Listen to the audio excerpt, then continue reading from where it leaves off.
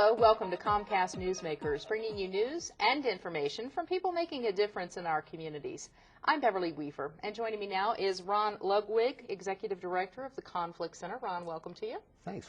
It's good to be here, Beverly. Let's talk a little bit about what the Conflict Center does. You've been around for a long time in Denver, 20-plus years. Tell me a little bit about the Conflict Center, what you do. Well, we try to work on helping people deal with conflicts. And so I'd actually like to ask you a question, if I can, Beverly. Sure. What do you think of when you hear the word conflict? Well, I have a teenage son, so I would imagine it comes up with, argument, fight.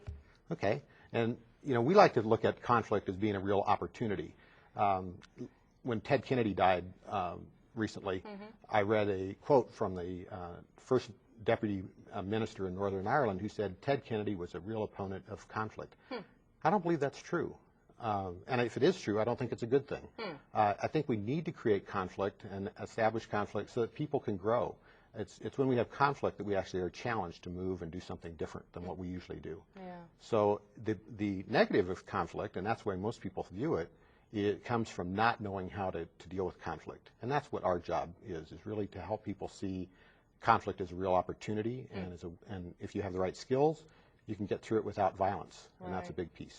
And you work in all aspects of the community, from schools all the way up to adult conflict. Tell me a little bit about how the Conflict Center kind of weaves into many different aspects of the community. Right. Our first programs were started in the schools, and that's still the biggest part of our work, is working with schools to help them try to help handle discipline issues, how to create a culture of nonviolence where students are dealing with conflicts in a positive way. But we've also tried to take that then from the schools, and we have successfully taken that into the business community. And that's where we really think that there's a major opportunity here, is for business people to look and say, how do we manage conflict, how can we deal with it, and how can we use it as an opportunity for growth and change? And that's really a big focus for us. Yeah, you also are working, Ron, with intergenerational conflict. That's kind of an interesting term. Interpret that for me. I'm happy to. And that really talks a lot about the business work. For the first time in U.S. history, there are 4 different generations in the workplace. There are the traditionalists, those people who were born before and during World War II. Then the baby boomers, which I'm a part of, which are from 1946 after the war to 1964 roughly. And these years are kind of arbitrary a little bit. Then there's the Generation X, which is from about 1965 to 1989. And then we have what's called either Generation Y or the Millennials. And those are the people who are born from, I didn't mean, the Gen X's are actually from 64 to about 80, and then millennials are from 80 to about the time of the millennium. Right. And what we see is that they have, when you've got these 4 different generations, that there are some kind of natural conflicts that come up because of the way people view interpretations. Right. So let me ask you another question. Sure. What do you think of when you see 2 eggs or an egg in a frying pan?